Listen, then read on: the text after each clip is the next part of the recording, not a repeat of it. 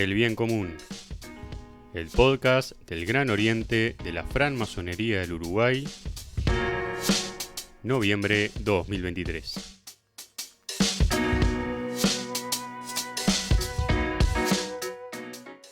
Amigas, amigos oyentes, sean todos bienvenidos a este nuevo episodio del Bien Común, el podcast del Gran Oriente de la Francmasonería del Uruguay.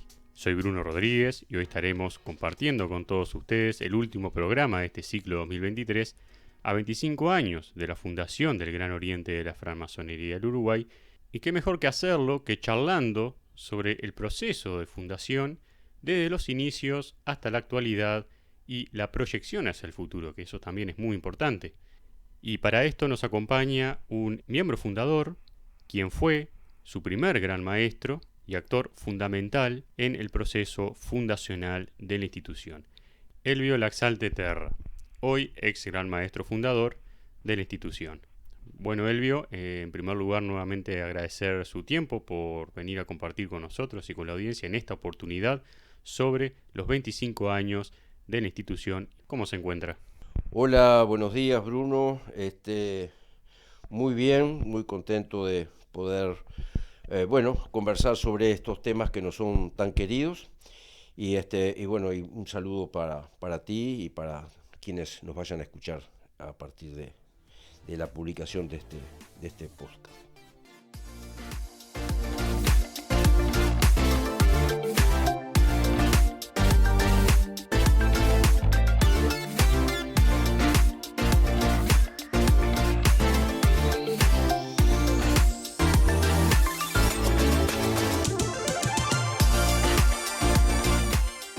Bueno, Elvio, si le parece, comenzamos a desarrollar el tema que nos convoca.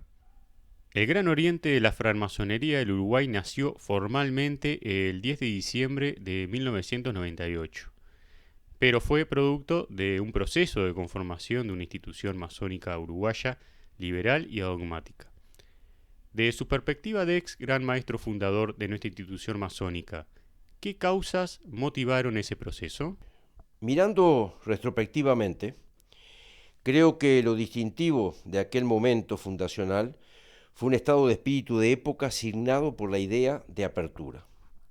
Nuestro país cerraba la etapa dictatorial, acordemos que en 1985 se abría al mundo democrático, consolidando de esa manera un proceso que fue ejemplar. Dos enormes personalidades de nuestro continente, en otro registro, el argentino Raúl Alfonsín y el brasilero José Sarney, sepultaban un proceso de desconfianza mutua de décadas entre los dos colosos sudamericanos y abrieron una época de paz y de un proceso de integración regional sin antecedentes. El comunismo colapsó. Europa emergía con fuerza en su proceso de unidad. Muchas dictaduras fueron cayendo y se continuaron algunos procesos de descolonización. La tecnología comenzaba a jugar su enorme rol mundializante y se comenzó a aceptar que estábamos en la perspectiva de hacer de nuestro planeta una aldea global. Las ideologías dogmáticas fueron puestas en cuestión y de muchas maneras se comenzó a repensar el mundo avanzando hacia el tercer milenio. En ese contexto, algunos de nosotros fuimos agentes inconscientes de este estado de espíritu y actuamos en diversos campos. El de la masonería fue uno de ellos. Los procesos dictatoriales habían arrojado al exilio a muchos activistas y opositores que fueron acogidos y se fueron encontrando por el mundo. Y muchos regresamos a nuestro país a aportar lo nuestro a la apertura democrática que tenía lugar desde 1985. El libertador Simón Bolívar había dicho en algún momento de su vida: la francmasonería es una playa acogedora. Y muchos exiliados, hombres y mujeres, sintieron eso en muchas instituciones masónicas del mundo que, sin preguntarles de dónde venían, solo le ofrecían un camino, juntos, fraternalmente, mirando al porvenir. Muchos descubrimos la masonería también en proceso de apertura, más integradora, que no discriminaba por ninguna razón vulgar como sexo, raza, creencia, condición social o cultural. Por supuesto, Esto que digo no fue tampoco un proceso romántico. Al interior de la francmasonería se procesaban los debates sobre el futuro, pero al estilo masónico, en serenidad y fraternidad. Pero no se ahorraban posiciones ni se dejaban de aventurar utopías. Pero descubrimos un verdadero laboratorio de ideas fermentales, una audacia de ir con los tiempos, una proyección universalista. Es en este cuadro que vengo de describir que se despertaron nuestras inquietudes, que quisimos ver cristalizarse también en nuestro país y que un poco románticamente también, hay que decirlo, nos dedicamos a ello con verdadero entusiasmo. También queríamos aquí en nuestro país impulsar una masonería que estuviera al tanto con los tiempos que corrían respecto a la reconstrucción social y política luego de la dictadura. En 1996 elaboramos en el seno de la Logia Libre Pensadores un documento que marcó nuestro proceso fundacional. Se llamaba La Masonería Liberal en América Latina. A partir de allí adoptamos el apoyo al proceso de integración regional Mercosur y asimismo apoyamos la profundización democrática en nuestro país, por ejemplo, creando conciencia acerca de la importancia de la municipalización del país, con la creación de las alcaldías electas. Estos fueron procesos de cambios muy importantes. Hoy se habla poco, pero cuando se habla de la historia reciente, debería destacarse más su significado para la noble democracia reinstalada en 1985, luego de 12 años de régimen de facto. Asimismo, la fecha de nuestra fundación, el 10 de diciembre de 1998, es simbólicamente, de nuestra parte, un compromiso con los derechos humanos, pues se dio justamente el día del 50 aniversario de la emisión, del momento que se dio a conocer la Declaración Universal de los Derechos Humanos por parte de las Naciones Unidas. ¿Encontraron obstáculos en ese proceso fundacional? Sí, claro, pero nuestro entusiasmo superó todos los obstáculos. Primeramente, cuando algunos de nosotros se contactaba con la masonería tradicional uruguaya para ingresar en la misma, lo natural es que se les ignorara, pues muchos venían de lo que ellos llamaban masonería irregular.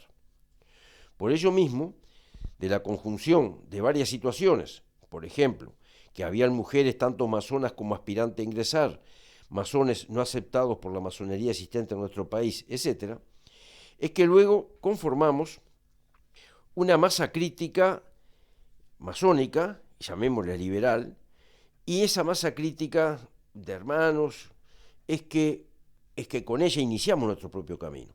Y es importante destacar esto, y es que a pesar de que sufrimos asimismo ataques, algunos, como podemos decir, muy poco fraternales o bastante intolerantes, nosotros no somos escisión de nadie. Fuimos masones libres que coincidimos en un momento histórico en Montevideo, que nos juntamos y de nuestra soberanía masónica, de nuestro espíritu de hombres y mujeres libres, es que nos autogeneramos de manera independiente. Este espíritu libertario ha marcado nuestra existencia y esperamos que no se debilite. Obviamente, tuvimos ayudas que nos guiaron, nos orientaron y estimularon. A todos quienes nos aportaron fraternalmente, nuestro agradecimiento. Hay muchos, pero quiero mencionar a dos que para mí son emblemáticos. Los hermanos cordobeses Ramón González, fallecido en el año 2000, y el hermano Enrique Morra, de edad avanzada pero aún vigente. Pero básicamente fue por nuestra propia decisión e impulso que nos conformamos como una masonería uruguaya soberana. Aunque, obviamente, hay que decirlo también, fue bastante duro a nuestro romanticismo un poco inocente, tal vez, de aquella época, descubrir cómo había también una masonería que reaccionaba desplegando mecanismos de poder e intentaba cerrarnos caminos. Pero también aprendimos, y más de 30 años después, aquí seguimos estando. Y de otros obstáculos, mejor ni hablar, pues también estaban los medios materiales para trabajar masónicamente. Pero nuestros hogares fueron nuestros templos, porque el verdadero templo masónico no está en lo material ni en los bellos templos, bellos edificios, por más bonitos y alajados que sean, sino en la conciencia y razón del masón.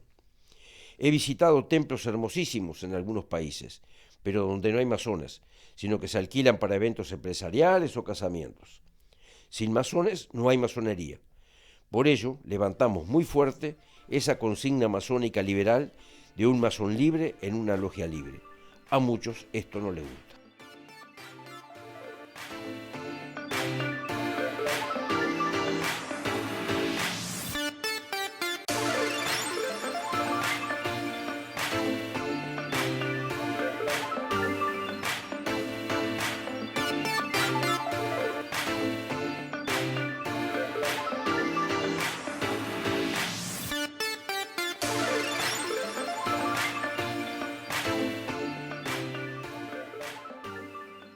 Y esa épica militante seguramente tuvo también sus momentos y personajes, ¿verdad?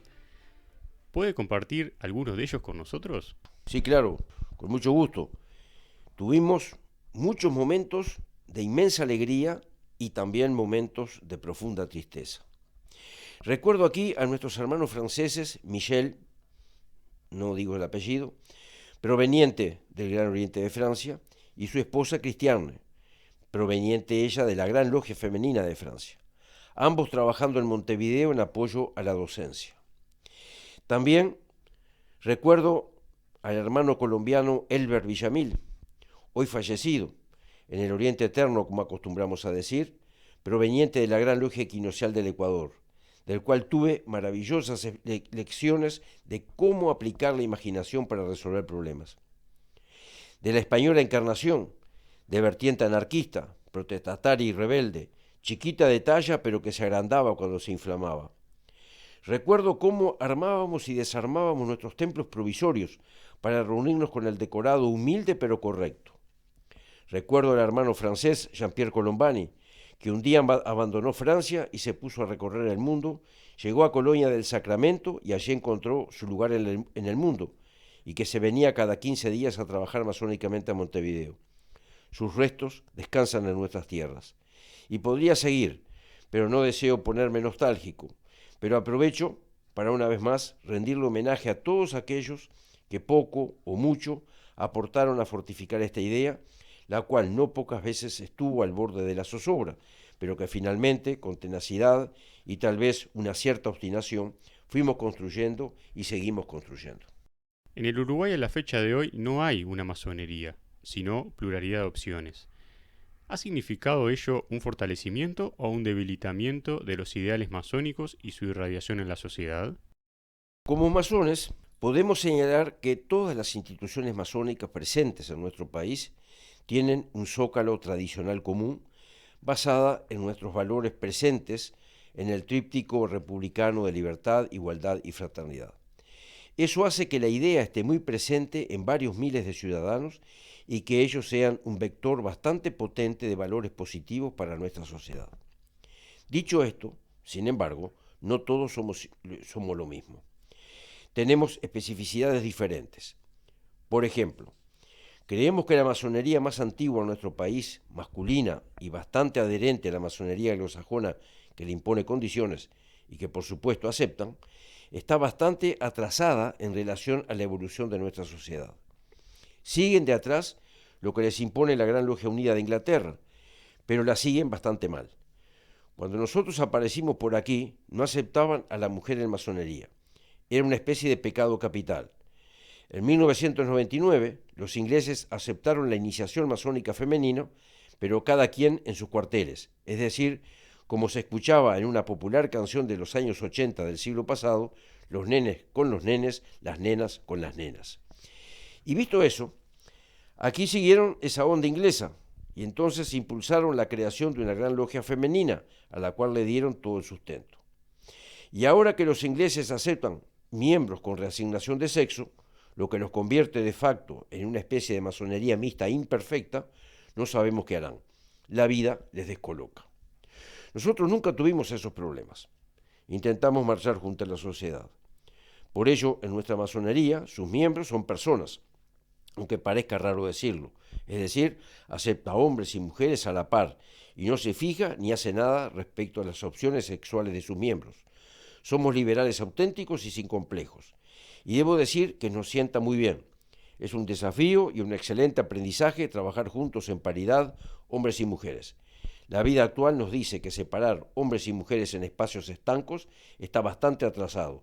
Yo diría que nos retrotrae al siglo XIX. Otra cosa que tal vez represente un matiz fuerte entre nuestra masonería y las otras en nuestro país es que nos oponemos fuertemente a que una institución como la nuestra se transforme en un limitado club de amigos o club de amigas. Para nosotros, además de cultivar la fraternidad y la amistad, lo iniciático, es decir, el conocimiento personal a través de la vía del símbolo, para la transformación interior y la transformación social, llevando a la sociedad nuestros ideales de libertad, igualdad, fraternidad, libertad absoluta de conciencia, tolerancia y paz, son nuestras prioridades. Estas fueron las vocaciones primigenias de la masonería en el siglo de las luces y creemos que hoy, en las nuevas condiciones del mundo, sin embargo, no han perdido su vigencia. Entonces, creo que nuestra corriente masónica es innovadora, fuente de renovación y volcada al futuro. Tal vez no lo veamos, pero nuestra vocación es de aportar nuestros potentes valores siempre vigentes a la nueva civilización que pugna por implantarse en el mundo actual.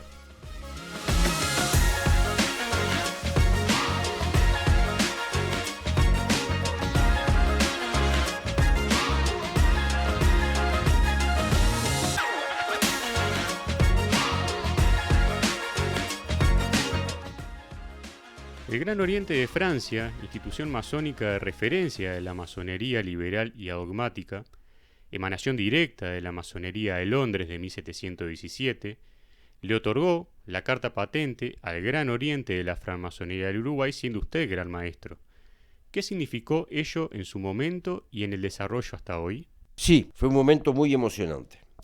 Como dije, nosotros no pedimos permiso a nadie para hacer masonería, ni tampoco nos pusimos a la cola de ninguna masonería que intentara ejercer alguna hegemonía de algún tipo.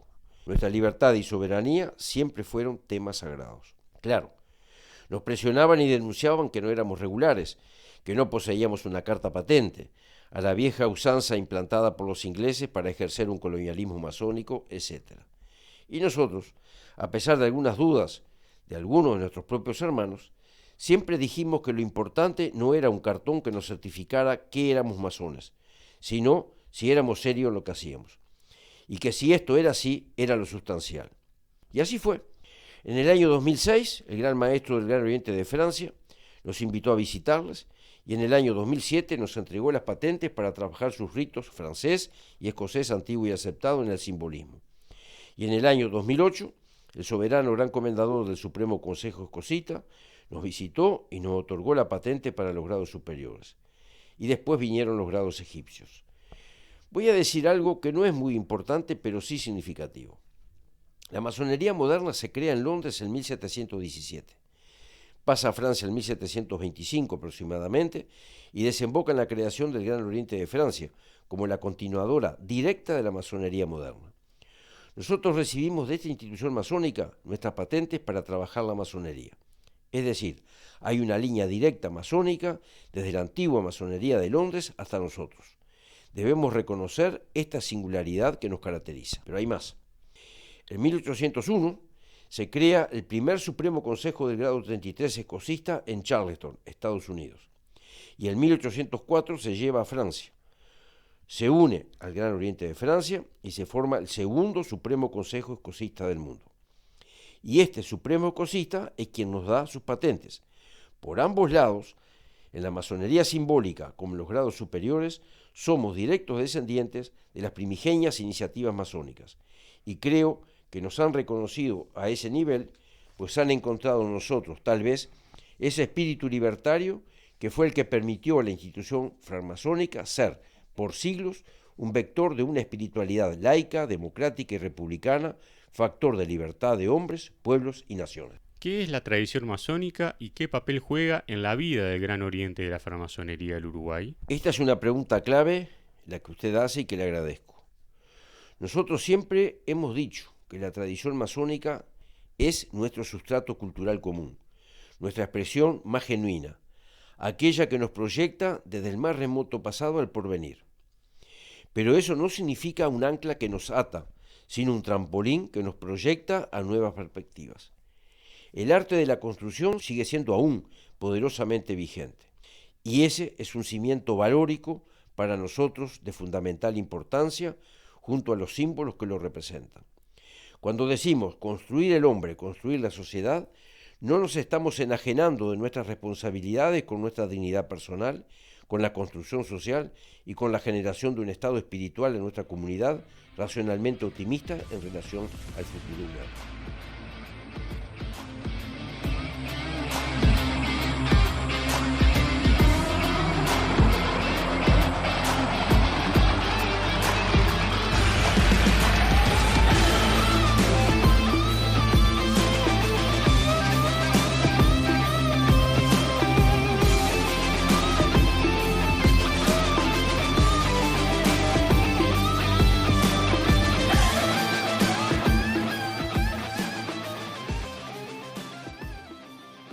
¿Cómo visualiza este momento de cambio de época, donde la vida, la paz, la libertad y la libertad de pensamiento, de expresión y de conciencia están en entredicho?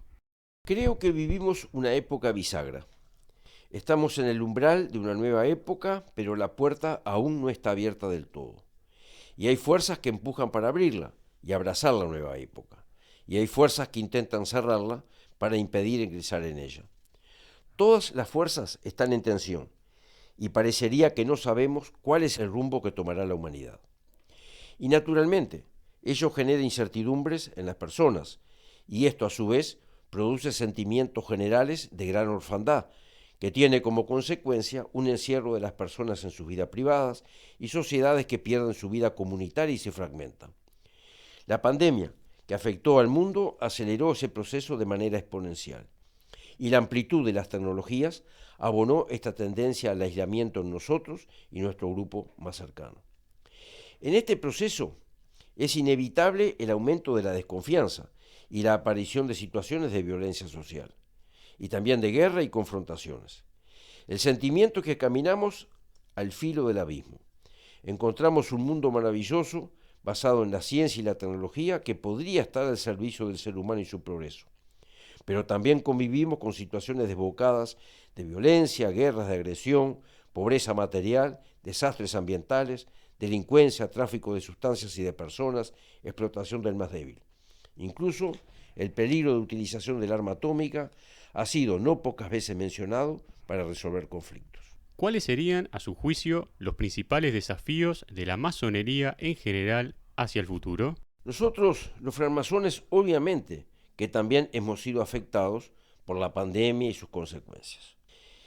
Pero debo señalar que tenemos las herramientas necesarias para aportar racionalidad en el aparente caos.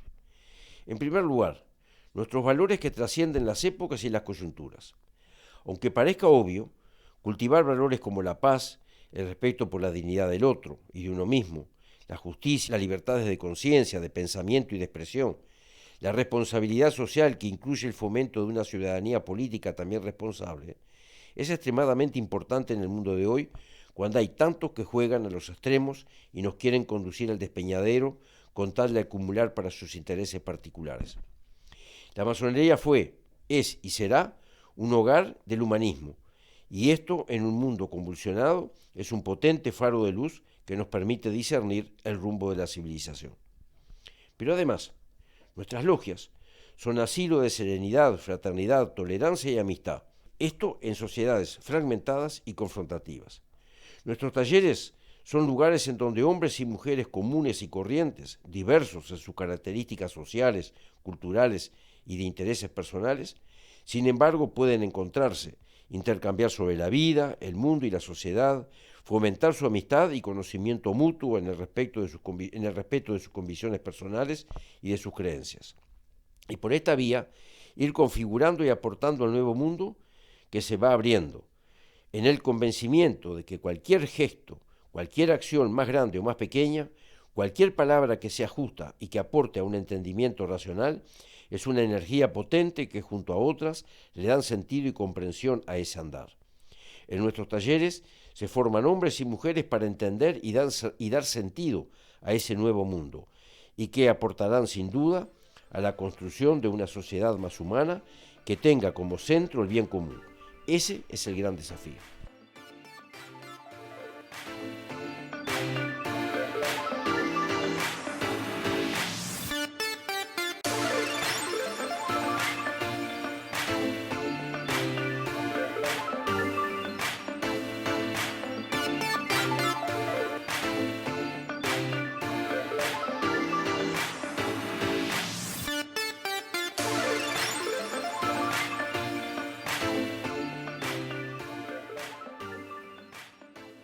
El Gran Oriente de la francmasonería del Uruguay jugó un rol muy importante en el proceso de conformación de la Confederación Interamericana de Masonería Simbólica, CIMAS, e integra CLIPSAS, el Centro de Comunicación e Información de las Instituciones Masónicas Firmantes del llamado de Estrasburgo. ¿Qué aporte ha significado, a su juicio, para el propio desarrollo del Gran Oriente de la francmasonería del Uruguay en particular y de la masonería liberal y adogmática? La masonería por vocación propia es universalista. El caballero Michel de Ramsay, uno de los grandes hombres de la masonería del siglo XVIII, lo expresó en 1736, con lenguaje de su época naturalmente, cuando señaló que el mundo no era más que una gran república y llamaba a la fraternidad hacia todo el género humano. Por ello, la francmasonería siempre ha estado presente, forjando entendimiento, unidad, acercando a las partes, generando paz. No es extraño, por ejemplo, a estos propósitos, los anhelos integradores de nuestros próceres libertadores americanos, o el rol de muchos francmasones impulsando organismos internacionales como la Sociedad de las Naciones, antecesora de las actuales Naciones Unidas, o la propia Unión Europea. Y por ello, hoy una de sus utopías es la gobernanza planetaria, para encontrar soluciones a los grandes problemas que atañen a la humanidad y que no pueden lograrse en las estrecheces de las fronteras nacionales. Para mencionar los temas ambientales y el cambio climático, que hoy son problemas globales, la inteligencia artificial, que traerá enormes y vertiginosos cambios globales en todos los terrenos del quehacer humano, y que necesitará de adecuaciones y reparaciones, o la elaboración de una carta definiendo con precisión los bienes comunes de la humanidad que debemos cuidar para las futuras generaciones. Y en el cumplimiento de esos nobles propósitos, también los francmasones crean sus propios mecanismos de intercambio y reflexión, que van poniendo sobre la mesa los diversos enfoques, las experiencias y asimismo los avances y retrocesos que la humanidad protagoniza en su historia.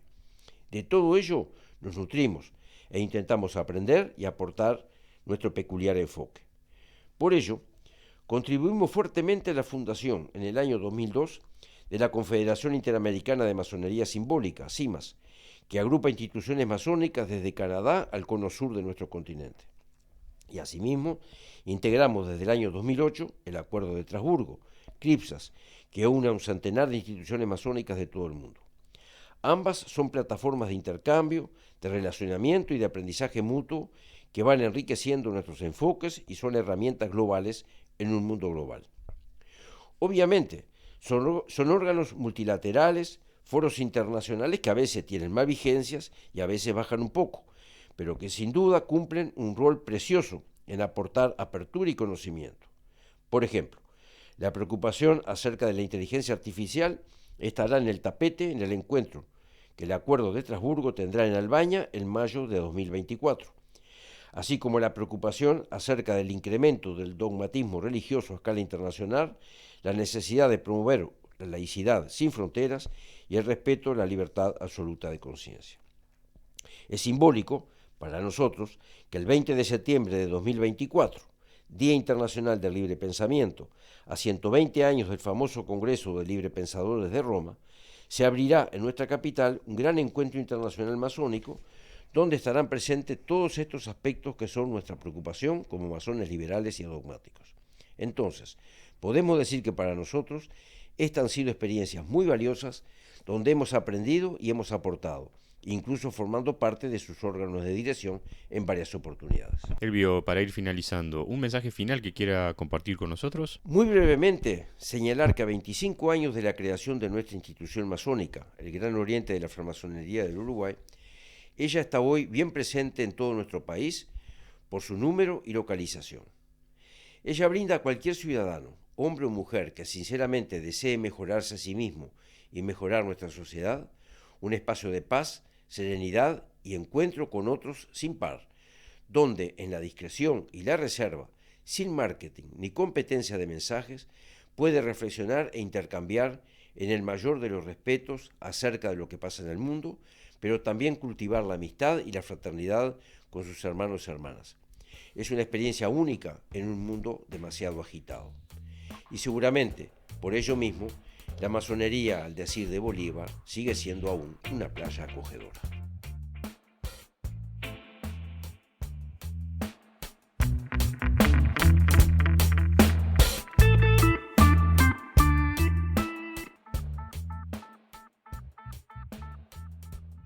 Elvio Laxalte Terra, ex gran maestro fundador del Gran Oriente de la Francmasonería del Uruguay. Gracias por su tiempo, gracias por acompañarnos. Para nosotros ha sido una gran alegría tenerlo en el programa, el último de este ciclo 2023, compartiendo y recordando aspectos fundamentales de la fundación de la institución, de su desarrollo a lo largo de los años y de su proyección hacia el futuro. Así que Elvio, le envío un gran saludo y esperamos reencontrarnos pronto.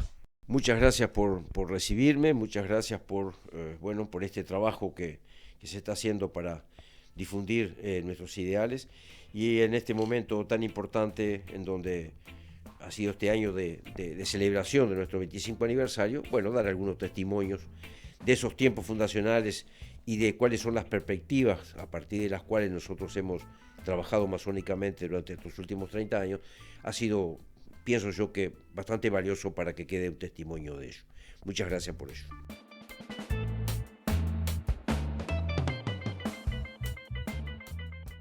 Amigas, amigos oyentes, esto ha sido todo por hoy. Hemos llegado al final del programa y al final del ciclo 2023 del Bien Común, el podcast del Gran Oriente de la Francmasonería del Uruguay.